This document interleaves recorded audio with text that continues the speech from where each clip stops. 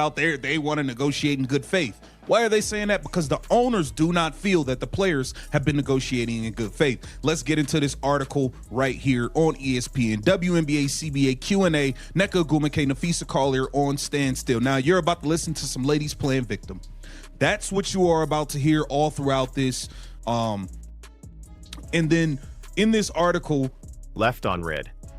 That's where the WNBA Players Union finds itself right now. The owners stopped responding to their messages more than 2 weeks ago. And here's the part that should concern everyone. The January 9th deadline they agreed to extend negotiations to, the owners didn't even want to give them that. They were done with this conversation before Christmas. This isn't a negotiation anymore. This is a standoff. And the players are just now realizing how badly they've misread the room. Really trying to have a season, man. They got Unrivaled. They got Project B. These are complete conflicts of interest. I don't even know how they are sitting in the leadership seats at this point. Complete conflict of interest with all the stuff they have going on. Let's get right to it. It says on the eve of negotiating deadline for WNBA CBA collective bargaining agreement, WNBPA president and vice president Napheesa Collier told ESPN they are proud of the union's solidarity and vowed to keep working for a transformational agreement despite their frustrations with the process. Look at what's happening here.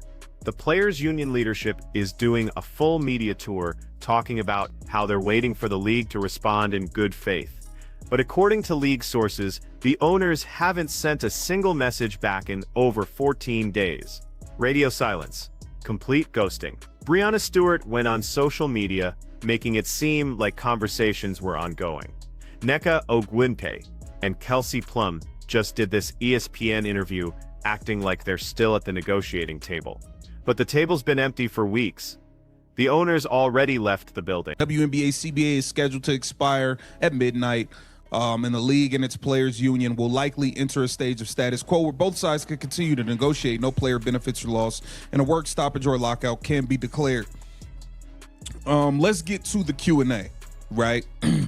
This is from ESPN. It says, over the past few months, more information has reported about the league and players' proposals, with numbers and information changing frequently. But as of right now, how would you describe that state of negotiation? Napheesa Collier said, obviously, we hope that we will be a lot further than we are because it's been Here's what the players are asking for and why the owners walked away.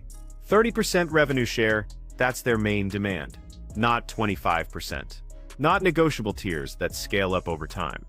30% fixed, starting immediately. The league ran the numbers. If they agree to the players' full proposal, including the $10 million salary cap, charter flights, full housing, and 30% revenue share, the WNBA loses $700 million over the life of the contract. $700 million, that's not a negotiation position. That's financial suicide. You know, they've said over and over again that the players don't understand the business, and for them to put a blanket statement like that over players who clearly we do. We are very smart, educated women. We know what we're asking for. We know that it's not too much like they're saying. So that's been very disappointing to have that be the tone of conversations when we are in such a transformational era. Like Nneka said, we're for both sides be benefiting and reaping the benefits of that.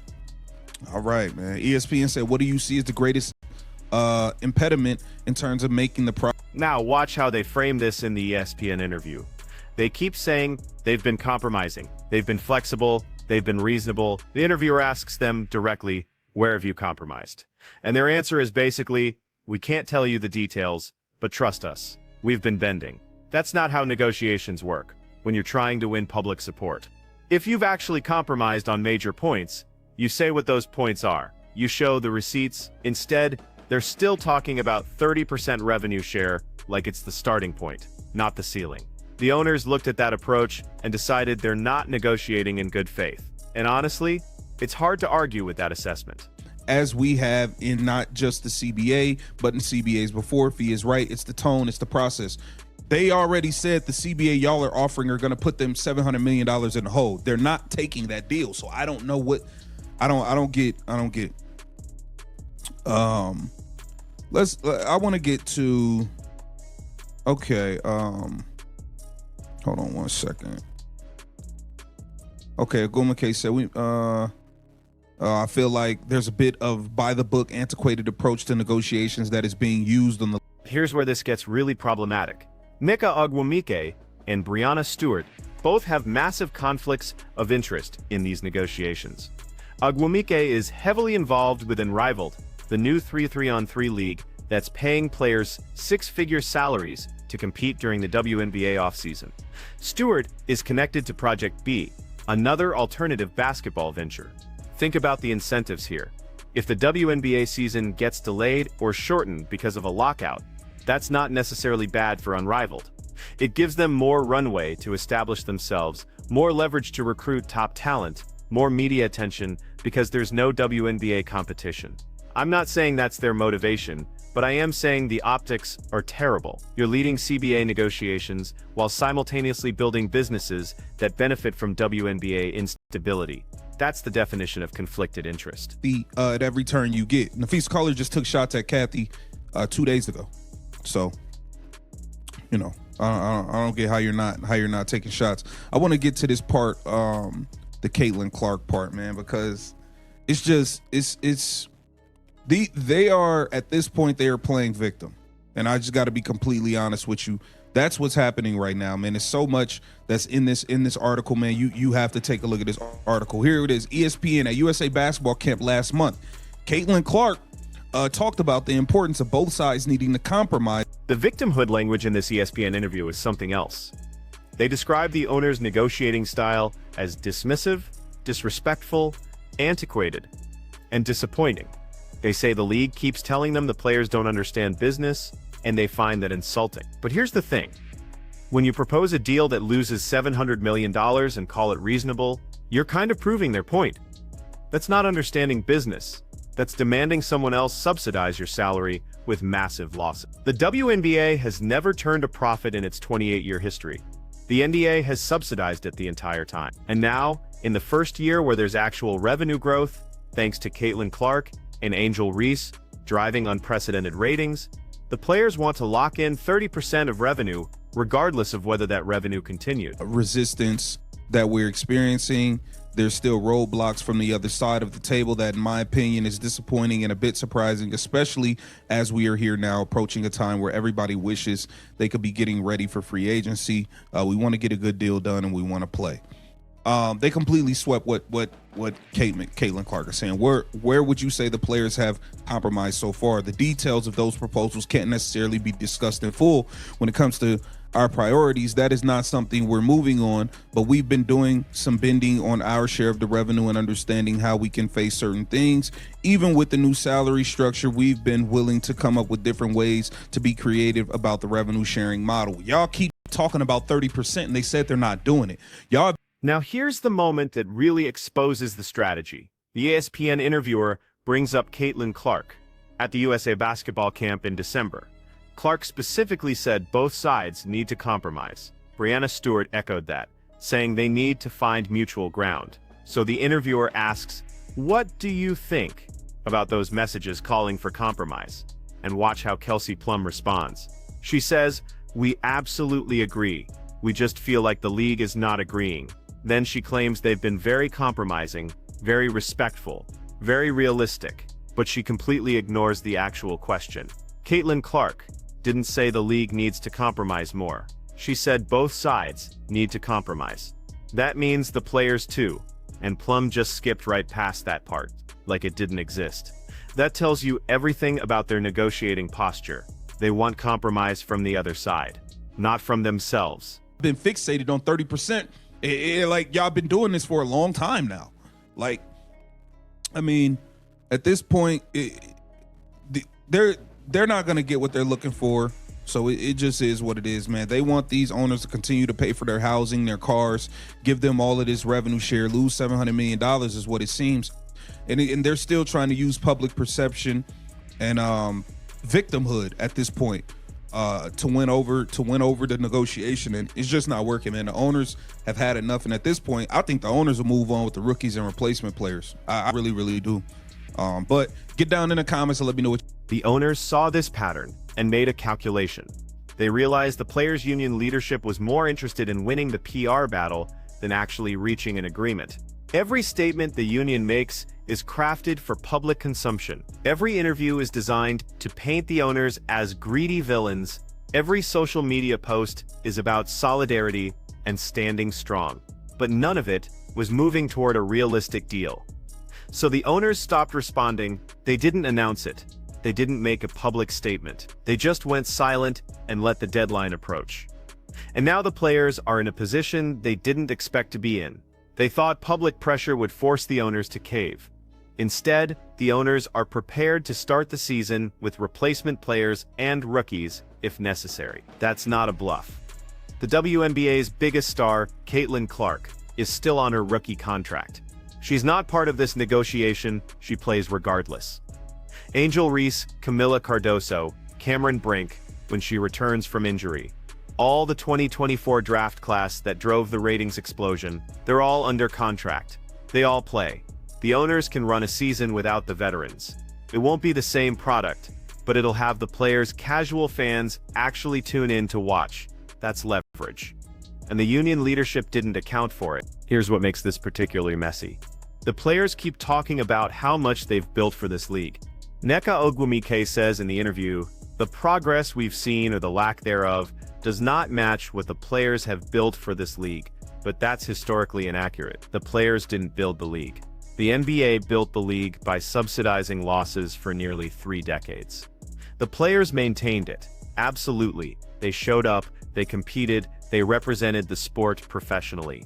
That mattered. But the actual growth, the ratings explosion, the sudden mainstream attention, that happened in 2024 because of one draft class. Specifically because of Caitlin Clark's rivalry with Angel Reese, generating unprecedented interest. The viewership numbers prove this. The 2024 WNBA Finals averaged 1.63 million viewers. That's up from 728,000 the year before. That's not gradual growth from veteran players building the brand. That's a seismic shift driven by new stars. And those new stars aren't at the negotiating table demanding 30% revenue share. They're still on rookie contracts, grateful for the opportunity, focused on basketball. The disconnect is obvious. So where does this actually end? The collective bargaining agreement expired at midnight on January 1st.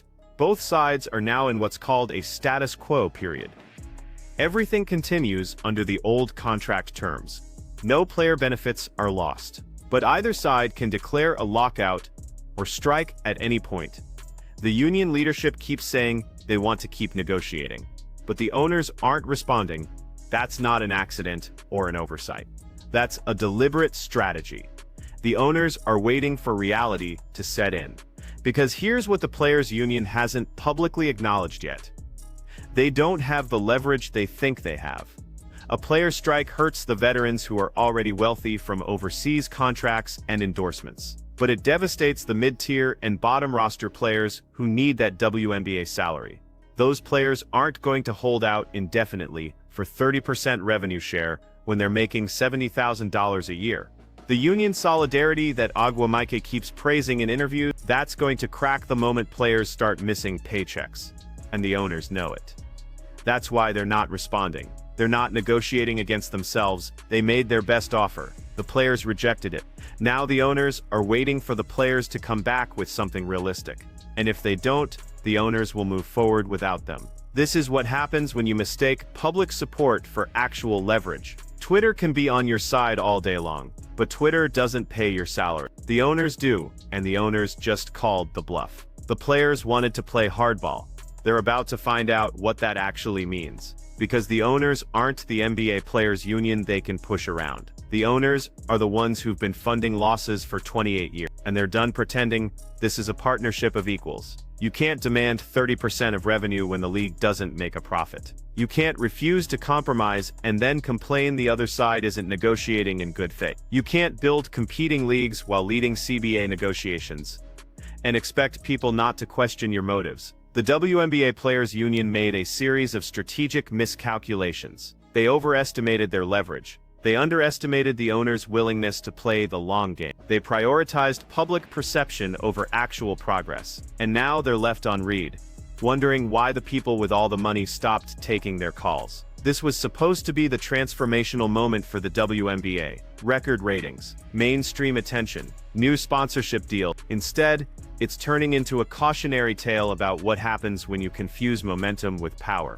The owners are betting the players will blink first. And based on everything we've seen, that's probably the right bet. Because at the end of the day, the players need the WNBA more than the WNBA needs the veteran players. Not in the long term, maybe. But right now, with Caitlin Clark and Angel Reese locked into rookie contracts, the math is pretty simple. So what happens next? Either the players' union comes back with realistic demands and actual compromise, or we're headed for a lockout that the veterans will lose. There's no third option here. The owners already made that clear by stopping the conversation entirely. The question isn't whether the players will get everything they're asking for. They won't. The question is whether they'll accept something reasonable before they lose everything. And right now, based on the tone of these interviews and the continued insistence on 30% revenue share, it doesn't look like they're ready to make that call. Which means we might be watching replacement players and rookies tip off the 2025 season while Brianna Stewart and Nana Gogwamaike watch from the sidelines. Still waiting for a text back that's never coming.